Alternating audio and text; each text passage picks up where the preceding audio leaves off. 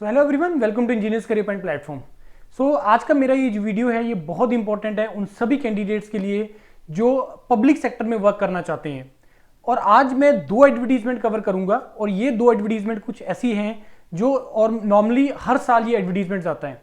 पहला है Bharat Dynamics limited BDL and second one is CPCL, Chennai power petroleum corporation limited CPCL। ये दो एडवर्टीजमेंट आज हम कवर करेंगे।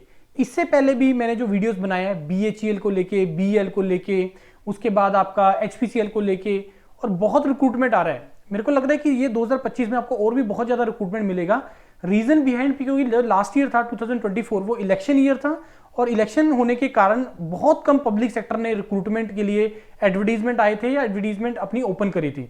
सो that is the reason why we are expecting more and more vacancies in public sector this year. तो आप लोगों में से जो भी इस साल पास आउट होने वाले हैं या पुराने जो पास आउट हैं तो आप सभी को टारगेट करने चाहिए इन पब्लिक सेक्टर एग्जाम में, क्योंकि इन एग्जाम की रिक्वायरमेंट डिफरेंट होती है गेट एग्जाम से। इतना ज्यादा हाई लेवल के एग्जाम्स नहीं आते हैं। जैसे फॉर एग्जांपल BL में 125 क्वेश्चंस 120 मिनट्स, एक क्वेश्चन के पीछे 1 मिनट या लेस देन 1 मिनट का टाइम। इसके बाद आपका BHEL 150 मिनट्स 250 क्वेश्चंस। उसके बाद ऐसे ही आपका BDL आ गया 120 मिनट्स 150 क्वेश्चंस। तो इन एग्जाम की जो रिक्वायरमेंट होती है डिफरेंट होती है, गेट जैसा रिक्वायरमेंट नहीं होता है। और इसी के लिए योरपीडिया engineers career point are the dedicated platform जो इसके लिए आप लोगों को प्रिपरेशन करवाते हैं। तो आप लोगों में से अगर कोई भी इंटरेस्टेड है इन एग्जाम्स की प्रिपरेशन के लिए, you can fill the Google form which is available in the description of the video. Advertisement की तरफ आते हैं। Advertisement this is for Bharat Dynamics Limited. इसमें आपका जो फॉर्म है वो आपका 21 फरवरी का लास्ट डेट रहेगा इसमें अप्लाई करने का, और 30 जनवरी से आपके इसके फॉर्म फिलिंग स्टार्ट हो जाएगा और 21 फरवरी लास्ट डेट है।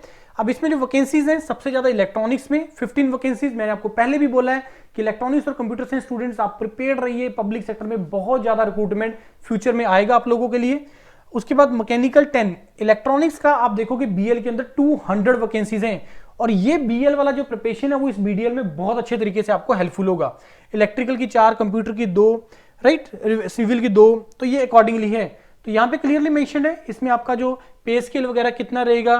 This is the post for the this management trainee का पोस्ट है, तो क्या पे स्केल रहेगा यहाँ पे क्लियरली मेंशन है फॉर मैनेजमेंट ट्रेनी।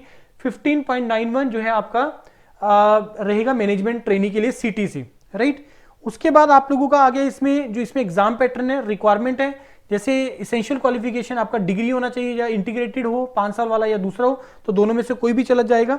इसमें आगे इन्होंने बताया हुआ है कि किस डिसिप्लिन के अंदर कौन कौन से जो है वो अलाइड ब्रांचेस जो है वो एलिजिबल हैं। आप इसको पोज करके देख सकते हैं कि अगर मेरे को इलेक्ट्रॉनिक्स में अप्लाई करना है तो कौन कौन सी एलिजिबल है, मैकेनिकल में अप्लाई करना है तो कौन कौन सी है। तो यहाँ पे ये चीजें सारी क्लियरली मेंशन है डिटेल में। इसमें एक्सपीरियंस पोस्ट के लिए भी है लेकिन मैं उसको नहीं कवर करूंगा। उसके बाद आपका आ गया पे स्केल हो गया, एप्लीकेशन फीस हो गया 500, नॉन रिफंडेबल। उसके बाद आपका पॉइंट आ गया है about the certificates, medical this OBC NCL certificate जो कि आपको 2023-24 के लिए आपका वैलिड आएगा इसके अंदर। नेक्स्ट आपका आ गया इसमें जो एग्जाम पैटर्न है, एग्जाम पैटर्न का भी यहाँ पे मेंशन किया हुआ है, जिसमें आपको 100 क्वेश्चंस आएंगे टेक्निकल के और 50 क्वेश्चंस आप लोगों के आएंगे नॉन टेक्निकल के, जनरल एप्टीट्यूड के। तो यहाँ पे एग्जाम पैटर्न इन्होंने मेंशन किया था। हाँ, ये रहा इसका सिलेक्शन प्रोसीजर। CBT में आपका 100 क्वेश्चंस आपके आएंगे, 150 मल्टीपल चॉइस रहेंगे, 100 क्वेश्चंस आपके टेक्निकल रहेंगे, 50 क्वेश्चंस आपके जनरल एप्टीट्यूड और 0.25 पे इसमें नेगेटिव मार्किंग रहेगा। और जो वेटेज है रिटन टेस्ट को 85% रहेगा और 15% इंटरव्यू करेगा, और 10 टाइम्स द कैंडिडेट ये लोग बुलाएंगे इंटरव्यू के लिए CBT के। तो ये रहा फर्स्ट एडवर्टीजमेंट। दूसरा मैं ओपन करता हूं, that is for the CPCL। तो CPCL का जो एडवर्टीजमेंट है that is the Chennai petroleum corporation limited.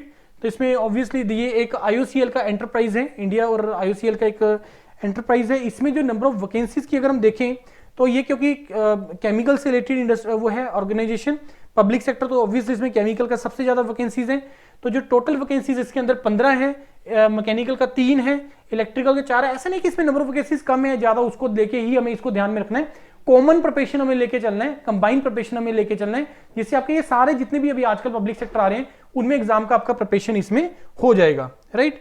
तो ये सारी चीजें हैं इसमें आप लोग देख सकते हैं। रिक्वायरमेंट जो है वही मोरलेस सेम है, सभी की रिक्वायरमेंट जो होती है। और इसमें आप लोगों को जो रिलैक्सेशन है, अपर एज लिमिट इसमें 26 दिया हुआ है, 1/1/2025 से इसका कैलकुलेशन होगा। Next comes the again this is also CBT based, computer based test होगा। 85% होगा आपका रिटर्न मार्क्स को वेटेज दिया जाएगा, 50% आपका इंटरव्यू होगा और 40% मिनिमम रिटर्न टेस्ट में आने जरूरी है। ऑनलाइन टेस्ट में 120 मार्क्स का होगा, जिसमें जनरल एप्टीट्यूड के क्वेश्चंस आएंगे और 50 क्वेश्चंस, और रिमेनिंग जो क्वेश्चंस होंगे 70 क्वेश्चंस आपके टेक्निकल होंगे, ब्रांच के हिसाब से होंगे, और 1/4 is the negative marking for this. और 2 घंटे का एग्जाम है। Again 120 question 120 minutes. तो पेपर का जो लेवल है वो मोर लेस यही सेम रहेगा जो आजकल पब्लिक सेक्टर की रिक्वायरमेंट्स चल रही हैं। तो इस तरीके से तो आप लोग एक बार ढंग से प्रिपरेशन कर लीजिए यार। आप लोग ढंग से अगर एक बार प्रिपरेशन कर लेंगे तो ये सारे एग्जाम्स का तैयारी हो जाएगा। और इन एग्जाम्स को टारगेट करने के लिए मैं आपको क्लियरली बताता हूं यार, गेट एग्जाम को जरूर टारगेट करो, क्योंकि गेट एक स्टैंडर्ड एग्जाम है और इस स्टैंडर्ड एग्जाम के थ्रू आपके साथ मल्टीपल एग्जाम प्रिपरेशन हो जाते हैं, आपका कंसेप्ट क्लैरिटी हो जाता है। फिर उस एग्जाम के रिक्वायरमेंट को ध्यान में रखते हुए हमें क्वेश्चन प्रैक्टिस करने होते हैं। लेकिन गेट कर ले जिससे कंसेप्ट क्लियर हो गया, मतलब अच्छे तरीके से सब्जेक्ट प्रिपेयर हो गया, नेक्स्ट जो आपका टारगेट होता है that is to prepare for the this particular exam. उस एग्जाम को ध्यान में रखते हुए कि उसमें टेक्निकल पार्ट कितना है, नॉन टेक्निकल पार्ट कितना है, राइट। जो भी इंटरेस्टेड है इन एग्जाम्स को प्रिपरेशन करने के लिए, you can fill the Google form और you can call me directly for any query if you have. Thank you and all the best.